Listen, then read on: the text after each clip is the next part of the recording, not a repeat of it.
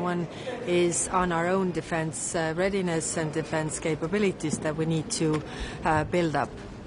It is clear that Russia does not want peace, and therefore we need to make Ukraine as stronger as possible in order to them to be ready to stand up for themselves in this very, very difficult time.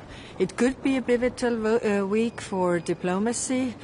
We heard yesterday that the talks in America were difficult but productive. We don't know the results yet, but I will talk to the Defense Minister of Ukraine and as well as Foreign Minister of Ukraine today. Thank you. Do you trust the Americans that they can find a good solution for Ukraine? Well, Ukrainians are there alone. If they would be together with the Europeans, they would definitely be much stronger. But I trust that Ukrainians stand up for themselves. What exactly can the Europeans do to reinforce Ukraine's position at the negotiating table?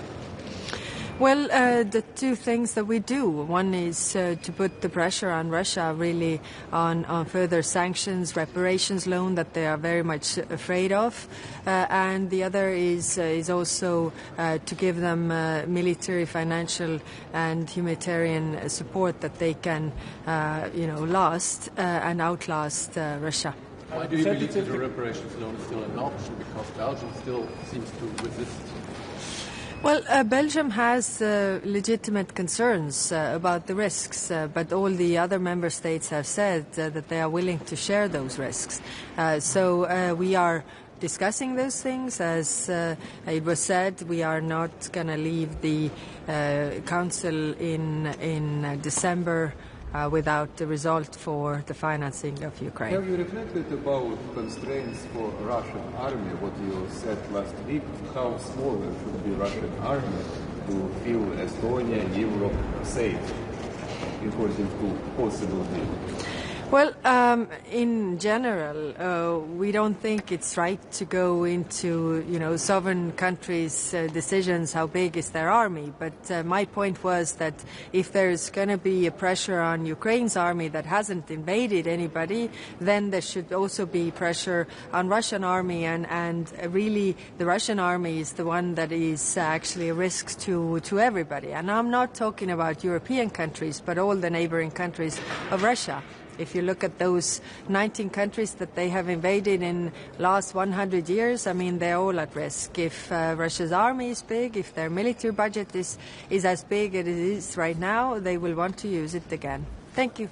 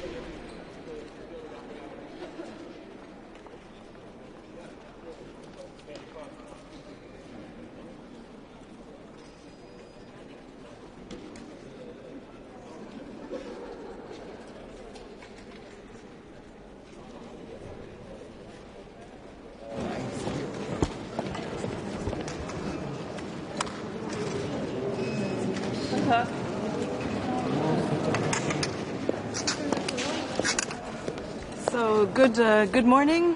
Today we will be discussing Europe's continued military support to Ukraine, as well as the ongoing negotiations, as well as European defense readiness. As far as Ukraine is concerned, of course, we would all like this unacceptable and bloody war against Ukraine to be ended as soon as possible.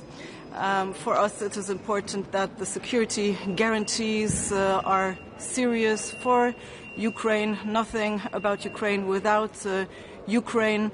We see that Ukraine is willing to negotiate, is showing this every day. We would also like for Russia to stop its maximalist demands. which amount to Ukraine's capitulation, which is obviously not acceptable. Luxembourg has supported Ukraine since day one, will continue to do so this year. Our military support to Ukraine has been the highest since the beginning of the war. Concerning European defense readiness, we know that Europe needs to step it up, and we have been with EDIP and SAFE in place. These are very important initiatives that will strengthen European defense industry. It is important to increase our joint procurement and cooperation. Luxembourg has said from the beginning that support to medium and small enterprises is important, and we also very much welcome that Ukrainian defense industry is involved in these initiatives. The flagship projects are very important so that we focus collectively on our most urgent needs. For Luxembourg, the defense space shield is very important. This is where we have expertise, and this is also where Luxembourg has added value. Finally, I, not only as defense minister, but also as minister responsible for mobility, very much welcome the military mobility package. This is also very important. It's like a Schengen for military mobility, and I look forward to discussing this in the various fora, both for mobility and defense. Finally, just to say that for Luxembourg, NATO remains the bedrock of our collective defense, of our collective deterrence, and strengthened European pillar within NATO is in the interest of the entire alliance. Thank you very much. Ukraine is running out of money. How can you make sure that this doesn't happen? We need to step up our support. We have been. As I said, Luxembourg this year has its highest contribution of military support since the beginning of the war, and colleagues from other alliance partners and European member states need to do the same. How do you want to break the deadlock on the negotiations regarding the reparations law? I think these discussions are ongoing. It will be on the agenda also of the European Council. Luxembourg will be very constructive. I think what is important for us is that we have legal security and also are sure that financial stability is maintained. Thank you. Do you trust the Americans that they will reach a good solution? Well, I think it's in the interest of long-term security and sustainable peace that we are all in the same boat on this, that we don't work in different directions, and that we work together. Without sustainable peace, there will be no peace, and this would also be in the interest of our American allies. Thank you. What security guarantees for Ukraine? What will stop Russia from?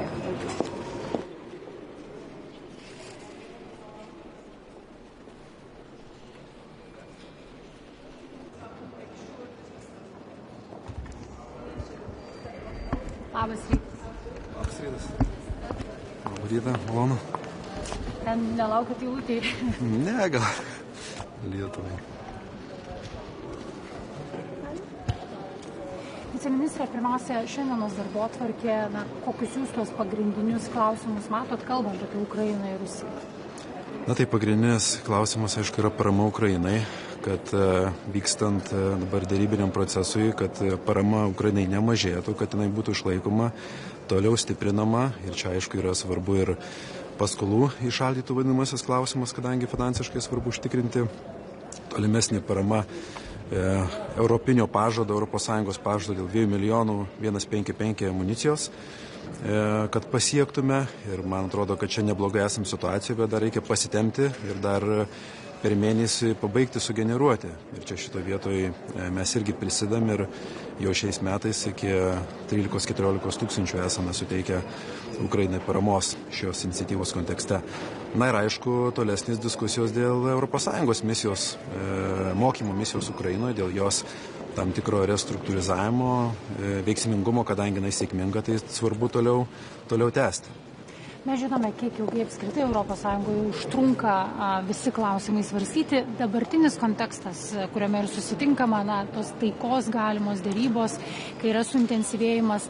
Ar jūs jaučiate, kad Europos partneriai irgi labiau skuba, ar kad ir apie tą pačią paramą, pagalbą, įšaldyto turto panaudojimą kaip tik, sako, gal biški luktelkim, pažiūrėkim, kuo baigsis?